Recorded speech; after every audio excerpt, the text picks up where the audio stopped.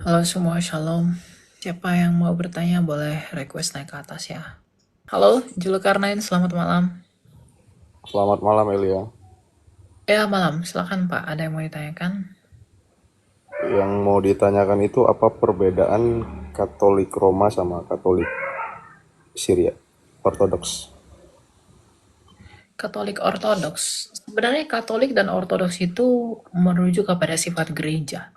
Katolik itu merujuk kepada gereja yang katolikos, dalam bahasa Yunani artinya gereja yang satu. Sedangkan kalau ortodoks itu merujuk kepada gereja yang ortos dan doxa. Ortos itu artinya lurus, doxa itu artinya pengajaran. Jadi ortodoks itu adalah gereja yang pengajarannya lurus. Nah, sebenarnya dulu sebelum skisma, gereja itu satu yang disebut dengan gereja Katolik yang punya 5 patriark ya. Ada yang di Roma, yang di barat berpusat di Roma, itu Roma Katolik. Kemudian di timur berpusat di Konstantinopel. Nah, kemudian pada tahun 1054 terjadi skisma besar yang memuncak pada hal filioque. Kemudian gereja barat memisahkan diri dari empat patriark yang lain yang ada di Alexandria, Yerusalem, dan juga yang di Konstantinopel. Maka kemudian gereja yang di barat tadi menyebut diri mereka dengan gereja Roma Katolik yang dipimpin oleh Sri Paus. Gereja yang di timur, 4 patriark yang tidak bersatu dengan Roma Katolik, mereka menyebut diri mereka sebagai gereja ortodoks. Makanya ada gereja ortodoks yang di Alexandria itu gereja ortodoks Koptik, yang di timur, kemudian ada yang Yunani, kemudian sekarang ada yang Rokor, Rusia, dan lain sebagainya. Gitu. Jadi dulu itu sebenarnya merujuk kepada gereja semesta, seluruh universal, istilah Katolik dan juga Ortodoks. Tapi setelah skisma, Katolik lebih terminologi itu lebih dipakai oleh Roma yang di barat, sedangkan Ortodoks itu dipakai oleh timur. Begitu. Punya perbedaan dogma pada beberapa hal, tetapi secara primary, baik gereja Roma Katolik dan juga gereja Ortodoks itu sama-sama gereja yang menjunjung tinggi apostolik. Gitu. Gitu ya Pak ya.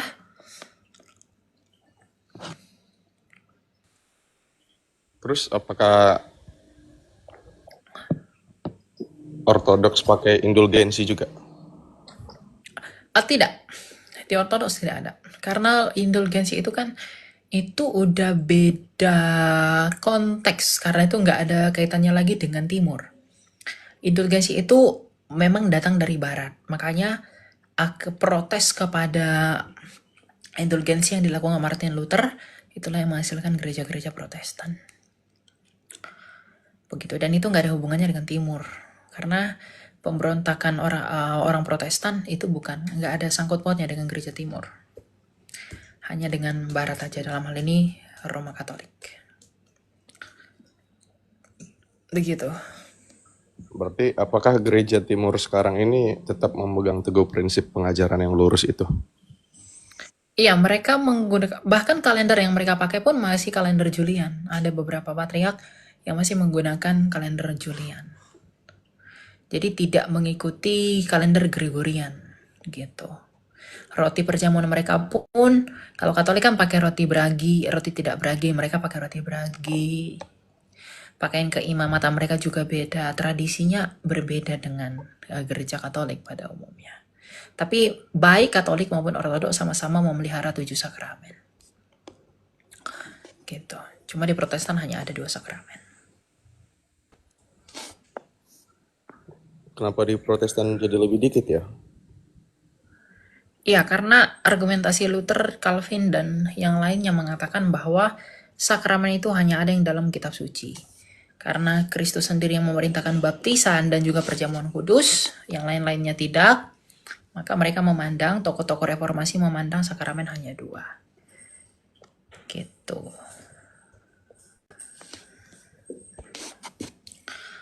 Gitu ya Pak ya. Oke, thank you Elia. Ya, Ya, thank you. Makasih banyak, Salve. yuk.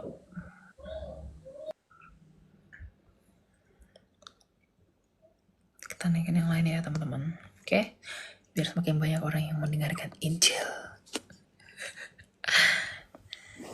Ya, silakan Yulianto. Shalom, selamat malam Kak. Selamat malam, silakan. Ada yang mau ditanyakan? Ya, ada yang saya mau tanyakan ini Kak, tentang baptisan. Hmm, Karena eh, sempat ada beberapa waktu yang lalu juga cerita-cerita dan istilahnya aku cerita dengan teman-teman tentang baptisan yang kan saya Protestan Kak. Saya waktu itu istilahnya cerita-cerita dengan teman-teman yang di Pantai Costa dan beberapa teman-teman dari eh, yang lainnya tentang baptisan yang kan mereka yang di argumen yang diberikan bahwa mereka meyakini bahwa ya baptis Islam itu adalah baptis yang benar karena yang dia berikan kepada saya itu dia katakan bahwa kalau tidak salah itu di Matius 3 ayat 5 kah dikatakan bahwa eh, siapa yang tidak lahir dari air dan roh itu tidak bisa masuk dalam kerjaan Allah. Sehingga menjadi pertanyaan saya saat ini Kak. Jadi terkait dengan baptisan ini, bagaimana untuk menanggapi bahwa yang kita lakukan sekarang ataupun yang dilakukan teman-teman kita di Pantai Costa dan lain-lainnya itu juga tidak salah dan bagi yang kita lakukan juga tidak salah Kak. iya. Saya nggak tahu forma baptisan di Pentakosta itu apa. Ya, saya nggak tahu. Tapi lebih bisa dikatakan lebih baik salah dalam hal metode, kalaupun itu dipandang salah, daripada salah dalam hal forma baptisan. Ya, ada yang membaptiskan di dalam nama, jadi kok forma baptisannya begini, dibaptis dalam nama Bapa dan Anak dan Roh Kudus, ya itu Tuhan Yesus, itu salah. Karena mengatakan Bapa dan Anak dan Roh Kudus adalah Tuhan Yesus, itu salah. Karena di Kisah Rasul, ada orang-orang yang dibaptiskan ulang oleh Petrus karena mereka hanya dibaptis dalam nama Tuhan Yesus. Karena mereka, Roh Kudus tidak turun karena mereka hanya dibaptis dalam nama Tuhan Yesus.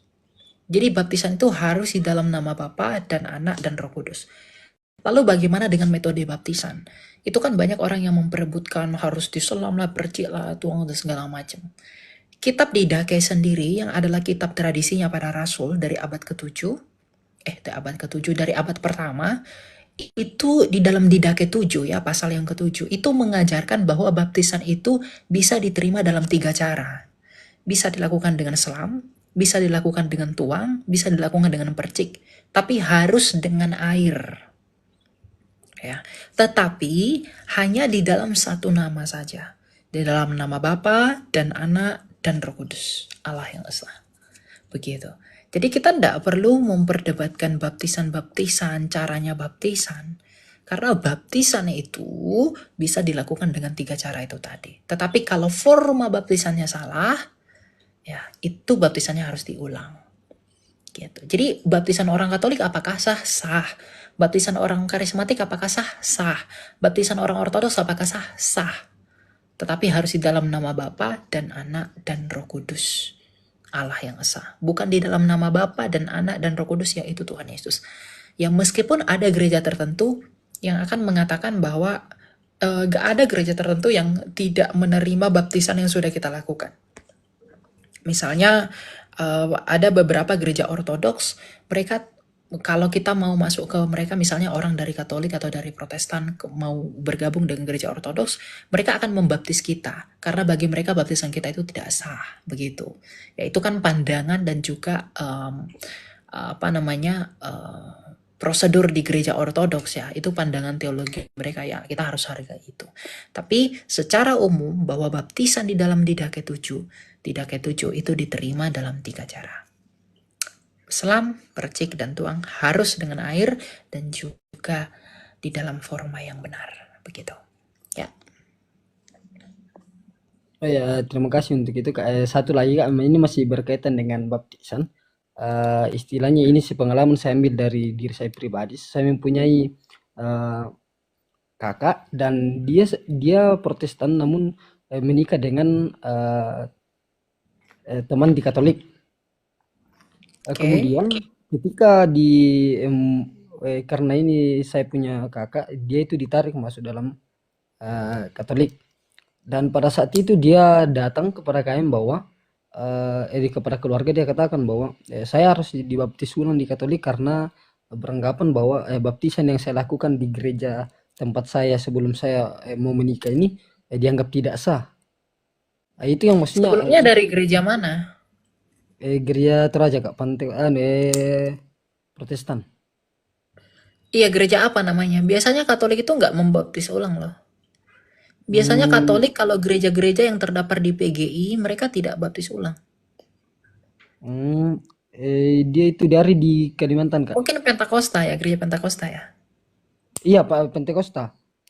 Iya kalau dari gereja Pentakosta memang dibaptis ulang kalau masuk Katolik.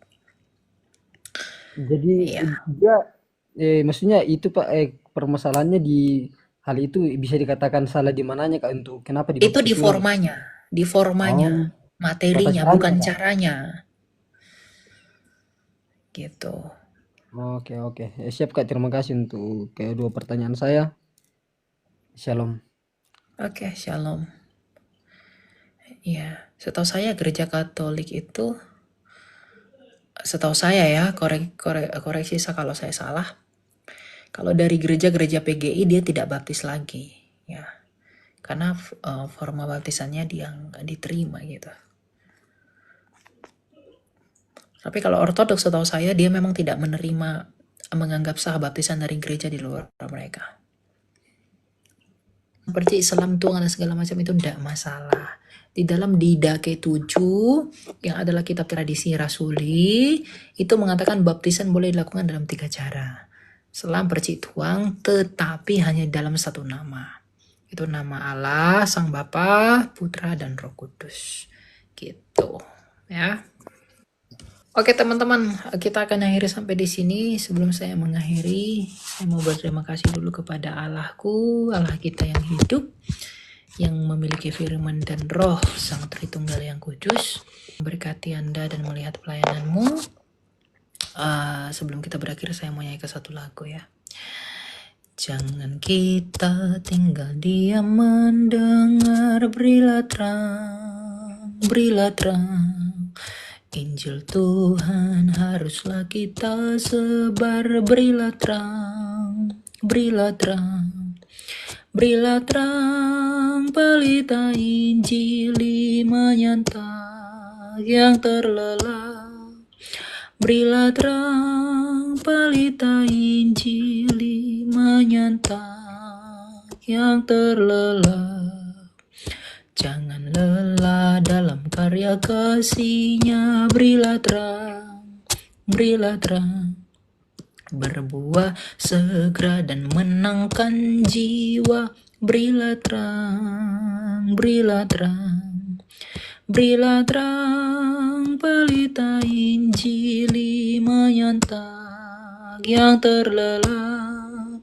Berilah terang, pelita Injil menyentap yang terlelap.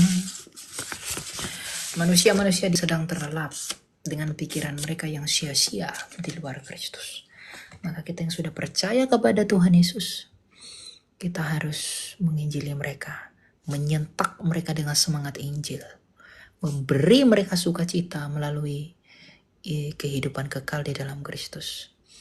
Biarlah kita semua di dalam kehinaan kita, di dalam keberdosaan kita, di dalam ketidaklayakan kita, di dalam ketidakbergunaan kita, biarlah Tuhan memakai kita sebagai bejana untuk kemuliaan namanya.